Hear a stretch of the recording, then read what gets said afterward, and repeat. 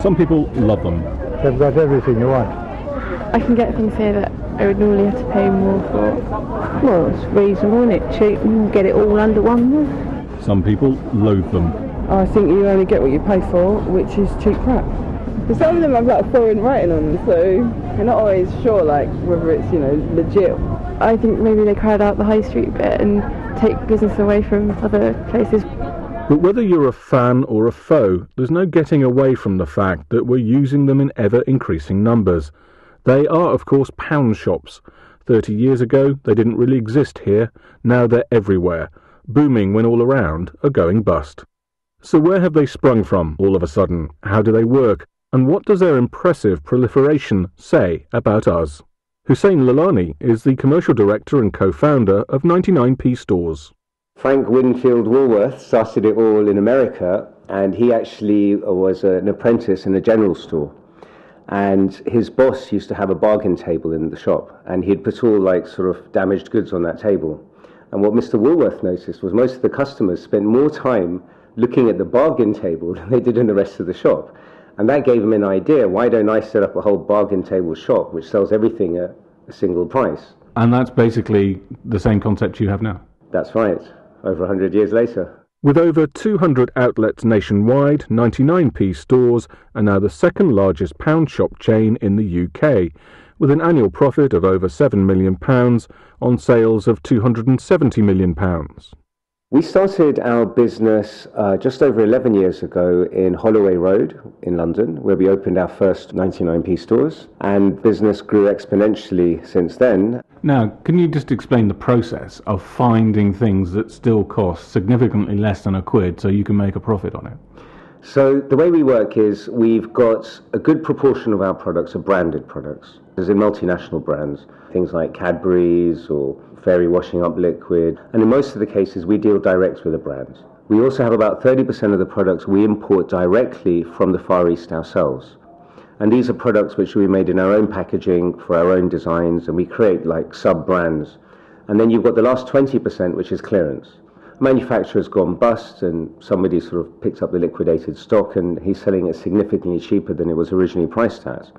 And that creates the wow factor, and that's what sort of drives the excitement in a pound store. And do you do any lost leaders in that sense then? We don't do lost leaders as such, but we do have some products where we work on really, really tight margins. And so the margins in your kind of stores compared with an ordinary retailer, what are they like? We do work on less margins, and our sort of ethos is pile it high and sell it cheap, and we work on the basis of selling large volumes of stock. We aim to make 40%. One of the pound guys already on the scene when Hussein's family started 99p Stores is now the big daddy in the world of pound shops, the largest and most financially successful single price point chain in Europe. Get top brands at rock bottom prices with amazing value offers from Poundland. Stock up and save with... My name is Jim McCarthy and I'm the Chief Executive of Poundland. Poundland was founded in 1990 by a father and son combination, Steve Smith and his father Keith, by opening his first shop in Burton-on-Trent. Everything was £1, took huge amounts of money in those first few weeks of trading, but that enabled them to open lots more stores over the next few years. And by the time 2002 came along, they had over 70 stores. So back in 2002, an American private equity company called Advent International invested in the business, and they delivered stellar results. The cash paybacks on the stores were so strong that really it's a no-brainer to keep growing the business. A no-brainer it may have been, but these days it's a rare retail success story.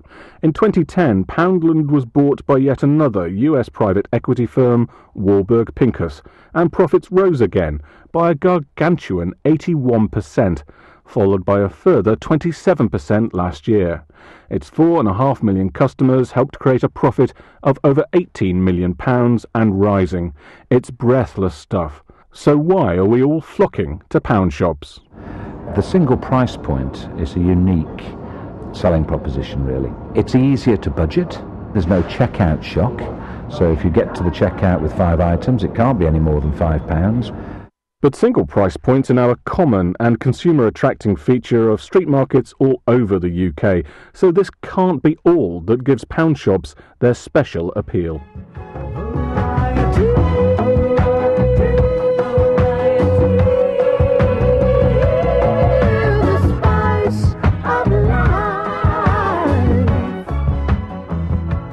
You can come in and you can get all different varieties of stuff in here. You just have a rummage, because every pound shop's slightly different. They change their stuff regularly, so it's not boring all the time. You never know what you're going to get, and you might think, oh, that thing that I bought the other day, let me get some more, and it's gone, and they don't have it again. You've got something else in.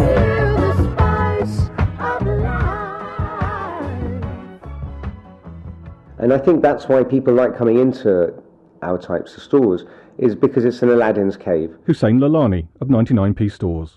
Often you don't know what you're going to expect. And I think that's part of the fun. We get accused, oh, look, you're making us spend more than we want to.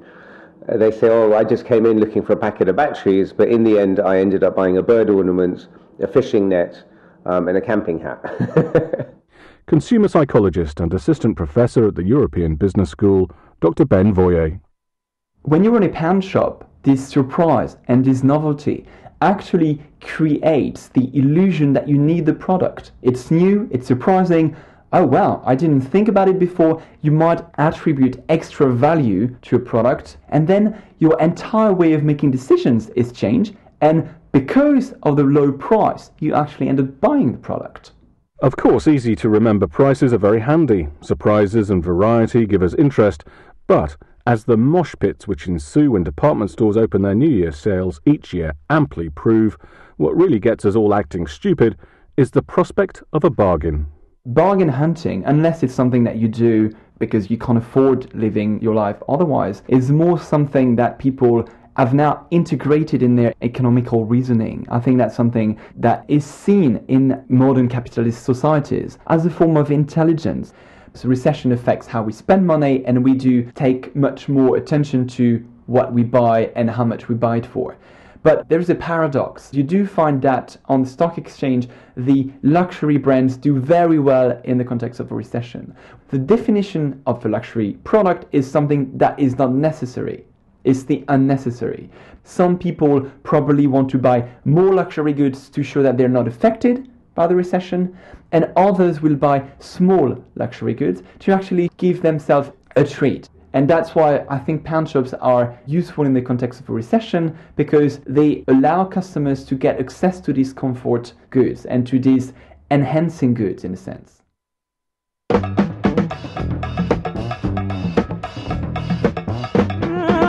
There's such a need for us to feel nice. That is getting better. We've got to have it more than we ought to. Know what? I'm feeling better by the pound. I'm feeling better by the pound. I'm feeling better by the pound. At the beginning of this year, Poundland operated 400 stores across the UK.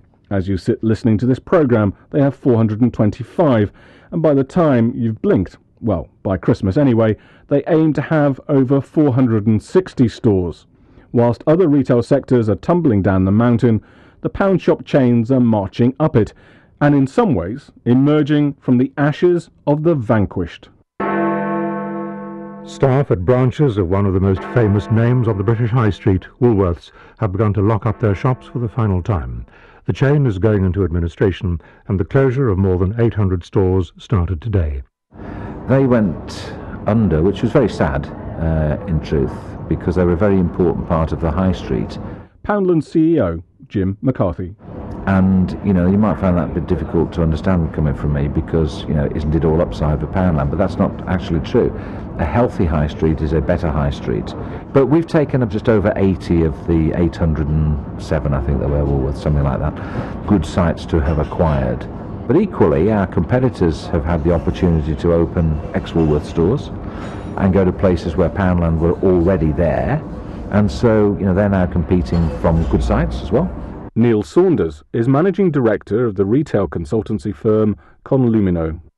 The discount sector in the UK is currently growing very rapidly. It's one of the fastest growth areas of retail. And it's very obvious as to why. These shops sell a wide variety of goods that most people need and want, and therefore a lot of people are migrating to these stores to either top up shop and buy the essential items when they need them, or even using them as a regular part of their shopping requirements, so visiting every week like they visit a supermarket. Figures show the rate of store closures by retail chains has accelerated sharply since the beginning of the year. A study of 500 town centres for PricewaterhouseCoopers indicates that an average of 32 shops closed a day during July and August. That's up from 20 a day during the first 6 months of 2012. What we've got is a rising vacancy rate, lots of gaps opening up on the high streets, and lots of shops closing down. And that means that a lot of high streets are becoming less attractive as destinations for people to shop in. There is a funny streak, I think. It's a lot of snobbery around shopping and social class, and people somehow think pound shops will do bad things to a high street. People even go as far as saying, it'll reduce house prices in the area. It's just a kind of view that perhaps they are kind of a very low order type of retailing, and they will bring the wrong sort of people, and a lot of it is of course based on myth, because if you look at the statistics in terms of pound shops, a lot of people that are shopping there are from the highest social segments. Everyone shops there. It's almost a classless experience in a way, but there still is this kind of negative connotation attached to them, and people sort of see it as a decline in a way, whereas actually the question in a more balanced way should be asked, well, look, what would you rather have? A vacant unit on a high street which does look dilapidated and make things look shabby, or a retailer that is occupying it, that is creating jobs and creating opportunity and arguably bringing footfall into an area? So it's very much a thing around perceptions rather than reality, but it is something that lingers, especially when you get into the sort of market towns and places that perhaps would have formerly seen themselves as being quite exclusive in terms of the retail offer. But competition is still fierce on the high street, even amongst the pound shops themselves. The familiar battle between the big supermarkets and the small shop owners is also played out in the pound shop scene, as long-established, independent, small pound shop owners are being swamped by the big chains.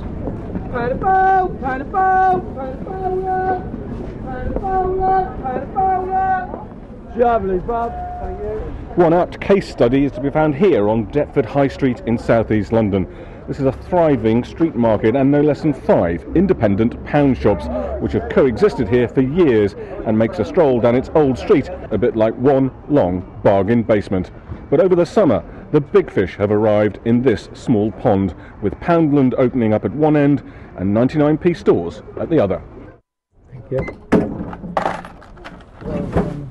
Thank you. And my name is Munsif Dad. I'm owner of Your Choice Pawn Shop in Deptford Basic. You can see the competition is too much already there. Same line, what I do, same thing they do. Because they buy plenty, they buy in bulk. We buy only one case, like 12 a dozen. They cost me more than what you pay for it. Because they 99 and £1 line, they have so many branches. We can't stop them anyway. Halfway down this street is a pound shop everyone in this area knows as Danny's Poundland. Now, no one remembers who Danny was, but since escaping the troubles in Afghanistan 10 years ago, Samir Karimi has run the shop. But just recently, he's been forced to change its name. In this past 2-3 months, when we have chain like Poundland and 99p store, they come both in the same month, and it makes life miserable for a small business like us. Our take-ins slashed to half. Danny's Poundland we had, since I took over, the name was there 10 years ago. But unfortunately, Poundland tried to open the shop on the high street, and they are chasing me through the legal system to say, oh, I'm not allowed to put Poundland name there because that is their name. I haven't got that source of money to put in the court business to fight them. I had just changed Poundland to Pound Shop. And given the amount of money up for grabs, it's little wonder the big fish are using up all the oxygen in the pond. The discount sector, which includes the likes of Aldi, Lidl and Matalan, as well as Poundland, 99p stores and Pound World, is now worth an estimated £7 billion and predicted to rise to as much as £11.5 billion by 2016. Small wonder also, then, that the big, well-known brands who traditionally have ignored the sector now want a slice of the pound shop pie. I think if you go back sort of 5-10 years ago, there was a view from the big FMCG brands, fast-moving consumer goods, so anything that's basically food or personal care, those sorts of things. Pound shops or discounters were things they didn't touch. They sold through the main supermarkets. You would get a bit of branded stuff in the pound shops, but it'd be often things that they'd picked up in clearance sales or shutting down sales on the sort of the grey market. Now I think the big brands have sort of sat up and said, actually, this is a growing channel. Our consumers are using it. Why aren't we in there? It is a route to growth for us. So you will find in most of the pound shops now a lot of the mainstream brands, and indeed the mainstream brands will often make special packs specifically for the pound shops and the discounters so that it suits their format. As well as the familiar branded goods that pound shops either get through clearance sales or increasingly through direct association with the brand companies themselves, pound shop shelves are crammed with all manner of eclectic, no-name stuff. So where does all this stuff come from?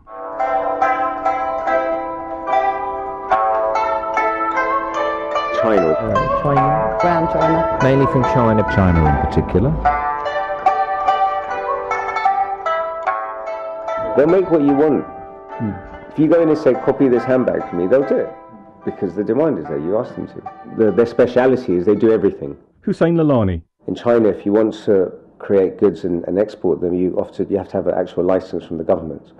And some factories don't have that, so they'll work with the trader and say, you've got the export license, you can be my channel to sell goods to the rest of the world. And so you build relationships with the traders rather than... That's right. And then the trader often, although my volumes may sound significant, I'm ordering 20, 30,000 of a product, for a factory who's maybe churning out that quantity every day, it's actually not that big a quantity. But the trader will often sort of have orders from a dozen different companies, not necessarily in the UK. He might be buying, goods on behalf of many different countries across the world, and he clubs together those orders, so he's buying in, millions of units, and he'll get the best price. And then often it's better to deal with a trader than a factory. That's funny, because I would have thought one of the ways of keeping things as cheap as possible is volume. Yeah. But actually, none of these store groups are big enough to actually really deal in international... The one group that is big enough is Walmart. Often, when you're talking to a factory and you're like, oh, can I order 100,000 of these? He's like, no. And I'm like, why? And he goes, because I've just had an order from Walmart and they've ordered 20 million and I'm busy for the next 3 months. But what I do enjoy dealing with the Chinese is they're very straightforward. You just sit there, negotiate the price, shake hands on the deal, and then that's it. There's no messing around. And, sometimes people will say, oh, but, is the quality good or this or that? The quality is as good as you tell him. You will sort of tell him how you want the product made. He'll send you a sample. And then it's up to you. If you don't keep an eye on the samples or you don't sort of ask him for the right quality, you won't get what you want. So you've got to be very specific. Once you're specific, they'll follow instructions very carefully. And no place reflects the nature of China's contribution to the pound shop phenomenon more than the city of Yiwu. 40 years ago, Yiwu was a small town, famous only as the home of a minor poet. Now inhabited by over 1 million people, Yiwu is what is known as a commodity city, dedicated entirely to the exhibition and sale of the small commodities which fill the shelves of our pound shops, anything you could ever hope to get for less than £1. Dr. Mark Jackson is a lecturer in human geography at the University of Bristol and studies political economies and urbanism. Well, Yiwu is a small city, small for China, just about 2.5 hours by train south of Shanghai. That's devoted to the production and wholesale selling of small petty commodities for a global market. And within China is the center of its small commodities trade. The vast majority of the goods in Yiwu are cheap plastic, trinkets and toys and plastic features. You can almost smell the plastic. Actually, you can smell the plastic when you walk it. Dr. Alison Hume is a research analyst specialising in the movement of small Chinese commodities. Yiwu is all about the multitude. It's about quantity. The actual commodity markets Each one is kind of 1 metre square exactly, and they're each allocated exactly the same space. And these are kind of like 1 kilometre long. So you can walk down a whole corridor of 1 metre square show booths, as it were, for each factory that owns one.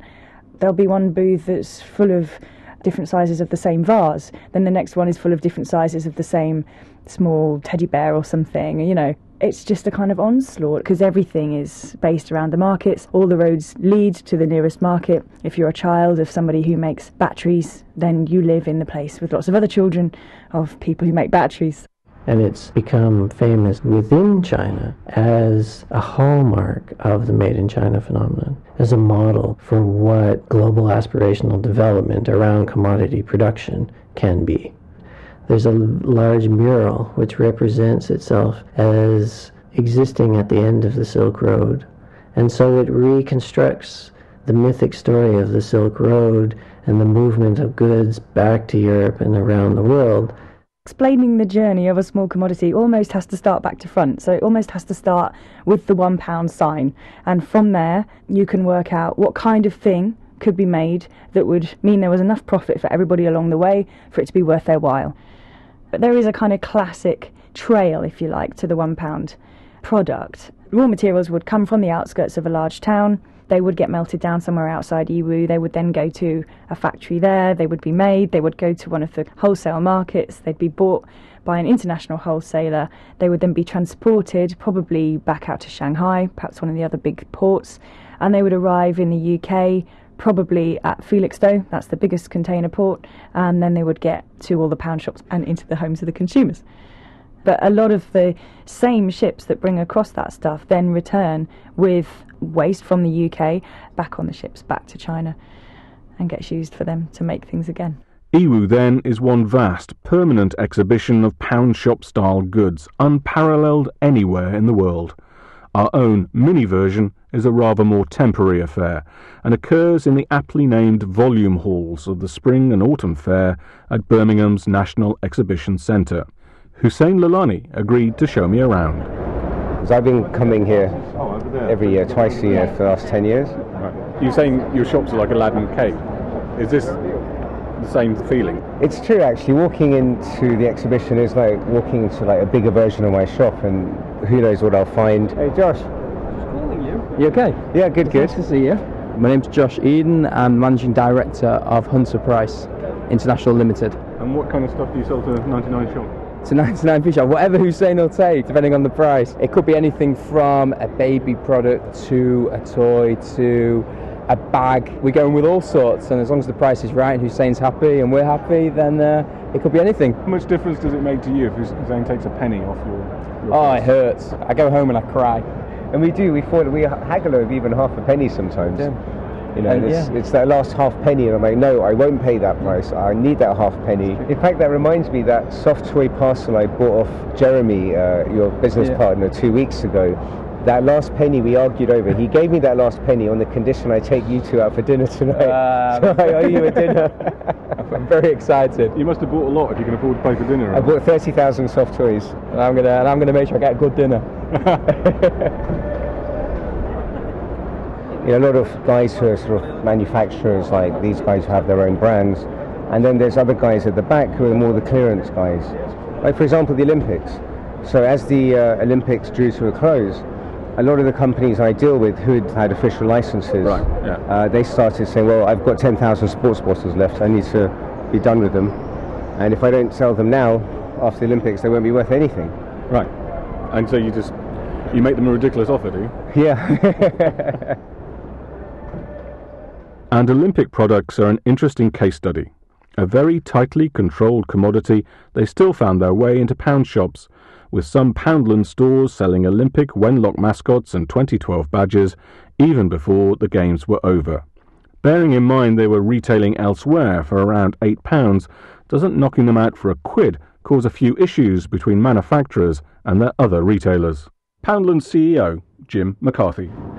It's often explained by a supplier having satisfied the market, being left with a quantity of product that's fresh, so, very timely, as in Wenlock, but he wants to move it on, and he wants to turn it into cash and then go on to the next event. And that's what's likely to have happened there. And he'll have come to us, or she will have come to us, because they know, one, we'll make a quick decision, two, it's a controlled environment. So we don't sell it on to other retailers, we don't sell it on to market stalls or anything like that. And what we've internally called the window of embarrassment for a supplier is quite short.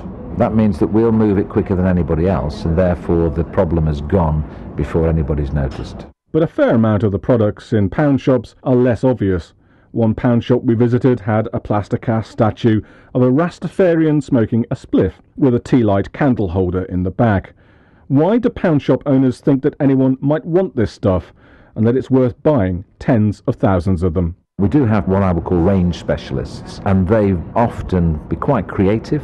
So they'll think about next season's colours, they'll think about next season's fashion, and they'll combine all of these skills which they've acquired over the years, and some data that they purchase as well, because there's lots of companies that will provide you with forecasting in terms of style and colours, what's going to be the great colour next year for cars. You can buy that sort of 3 years hence, And we will sometimes design our own products. So things like garden gnomes and things like that will change from year to year. We do over 500,000 of those a year, which is, I think, astonishing.